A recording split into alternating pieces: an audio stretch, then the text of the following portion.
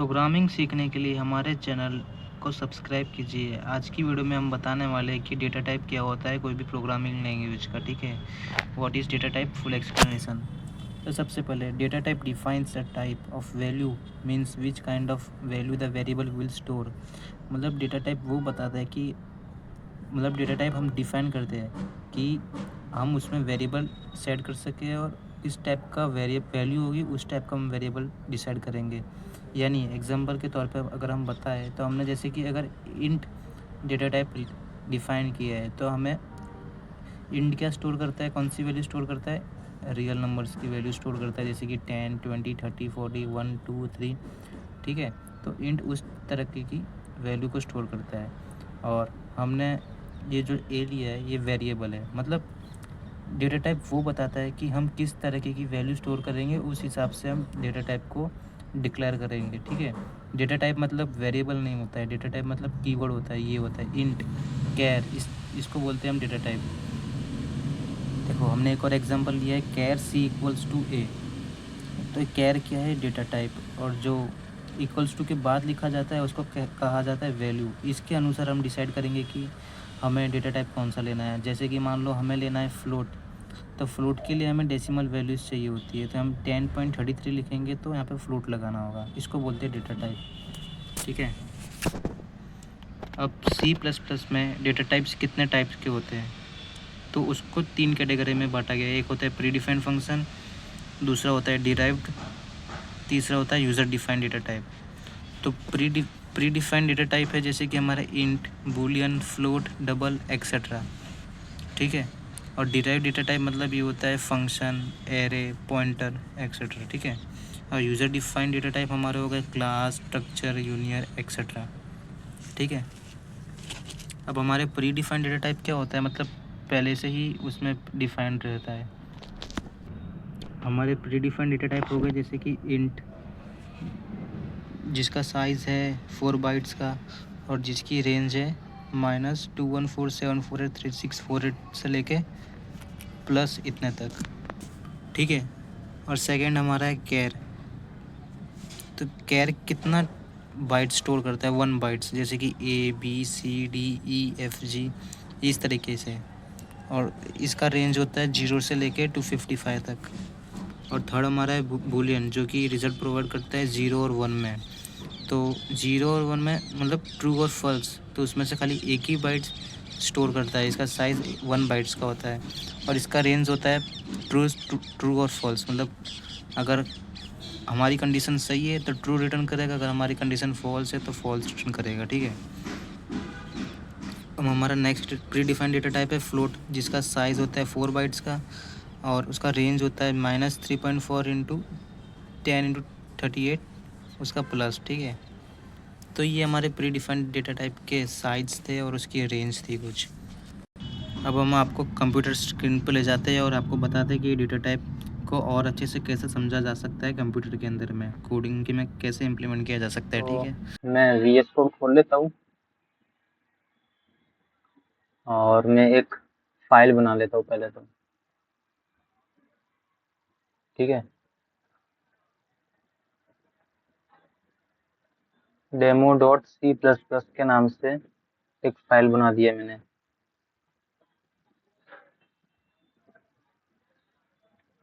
अब सबसे पहले मैं सिंटैक्स लिख देता हूँ हमारा कोड का, iostream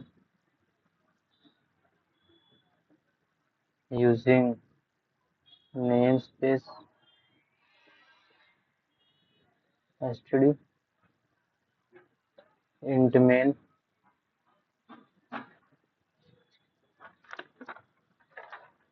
ठीक है, अब इधर मैंने लिख दिया है int name। ठीक है, अब हमें यूजर से इनपुट और आउटपुट लेके आपको बताता हूँ, फिर बताता हूँ कि डेटा टाइप क्या होता है और क्या काम करता है इसके अंदर में।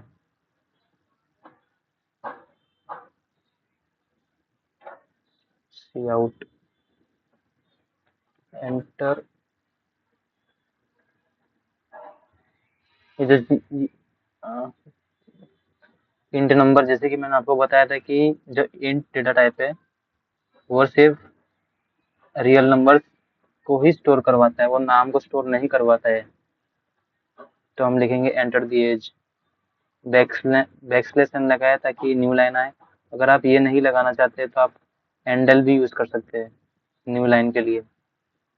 ठीक है, अब हम सी इन से उसको एक्सेस करेंगे, अब सी आउट से प्रिंट करवा देंगे।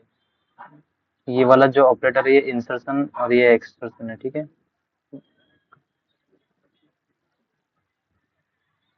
As is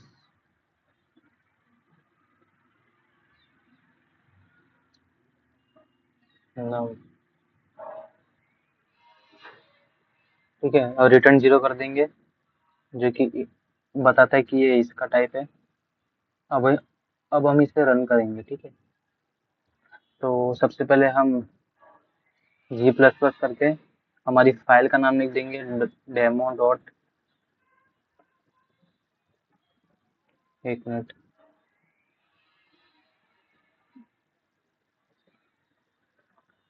demo dot CPP. इधर देखिएगा आप, हमारी फाइल बन चुकी है। Dot slash A dot T x करेंगे आप। तो देखो, यूजर से हमसे इनपुट मांग रहा है कि अपना एज डालिए, तो हमने अपना एज डाल दिया है 18। तो प्रिंट आ गया एज इज 18। तो ठीक है, अगर मैं इधर नेम लिखता तो देखो क्या आउटपुट आता है। ठीक है, हम अगर नेम प्रिंट प्रिंट करवाते हैं तो देखो क्या आता है। ठीक है,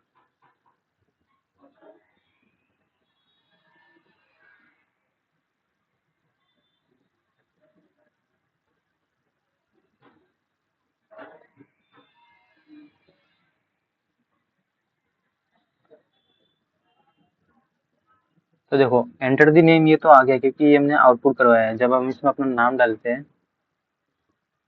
तो देखो ये 0 क्यों आया है, क्योंकि जो नेम प्रिंट करवाने का काम होता है ना वो स्ट्रिंग होती है, और हमने डाल रखा है इंटीजर वैल्यू, इंटीजर का डेटा टाइप, जो कि रियल नंबर स्टोर करवाता है। उसकी वैल्यूज होती है जैसे कि 0 1 2 3 4 5 6 इस तरीके से।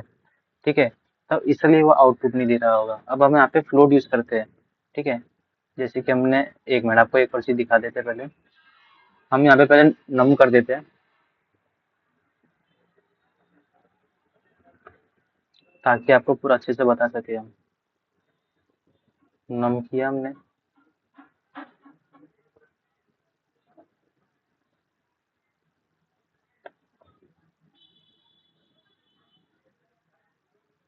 ठीक है। अब हम इसे रन करते हैं वापस से। हमने सबसे पहले डाला 18, 18 प्रिंट हो गया। ठीक है, अब हम डालते पॉइंट में, मतलब डेसिमल वैल्यूज के साथ डालते हैं हम, तो देखो आउटपुट क्या आता है।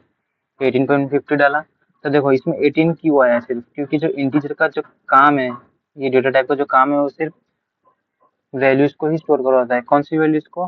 विदाउट डेसिमल वैल्यूज को, और विदाउट नेम, सिर्फ 0 टू लेके 0 1 2 3 4 इनफाइनाइट, मतलब जहाँ तक नंबर उसका खत्म नहीं होता ना तब तक वो हम उसमें डाल सकते हैं, चाहे वो कितना बड़ा अमाउंट ही क्यों ना हो। जैसे कि हम आपको वापस दिखाते हैं, तो देखो इतना क्यों दिखाया, मैंने आपको उसका रेंज बताया था ना आपको। तो देखो इसका रेंज आ चुका है। अगर हम इससे ज्यादा, ये रेंज से ज्यादा का वैल्यू डालते हैं तो वो आउटपुट नहीं दिखा पाएगा, क्योंकि इसका रेंज ही इतना है, माइनस से लेके प्लस तक इतना।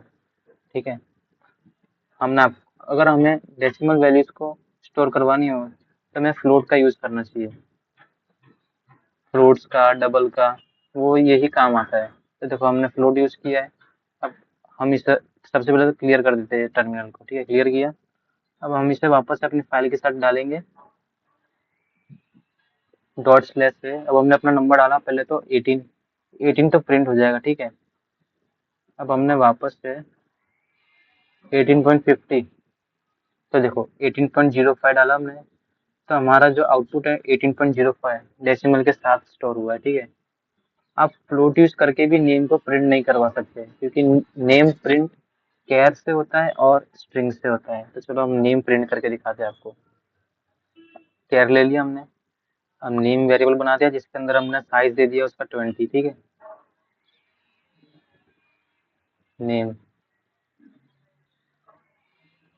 नेम, नेम इज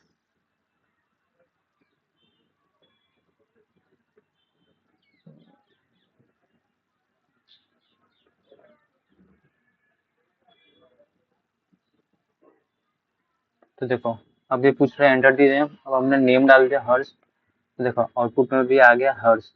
हर्ष क्यों आया? क्योंकि हमने केयर डेटा टाइप यूज किया है, जो कि हम उससे हमारा नेम प्रिंट करवा सकते हैं, स्ट्रिंग प्रिंट करवा सकते हैं। अब हम इसको यहाँ पे स्ट्रिंग लिखते हैं, स्ट्रिंग से भी आंसर आ जाएगा। देखिए आपको बताते हैं,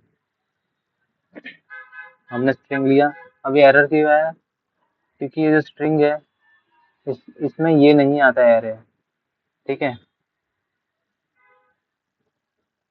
अब हमें स्ट्रिंग प्रिंट करवानी हो तो ये एरे नहीं आएगा, एरे जो फॉर्मेट है ना ये नहीं आएगा।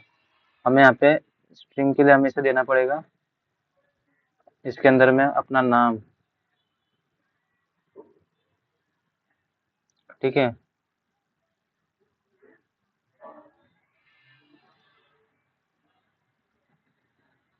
नेम इक्वल्स टू, अब हम इसे डायरेक्ट एक्सेस करेंगे, नेम इज, ठीक है। अब आपको आउटपुट दिखाते हैं। तो देखो नेम इज हर्ष, हम इधर और लगा देते हैं हर्ष अग्रवाल।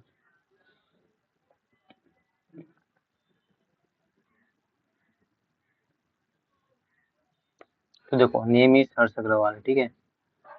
तो आपको मैंने जो जो डेटा टाइप मैंने आपको बताया था, आई होप कि आपको समझ में आया होगा।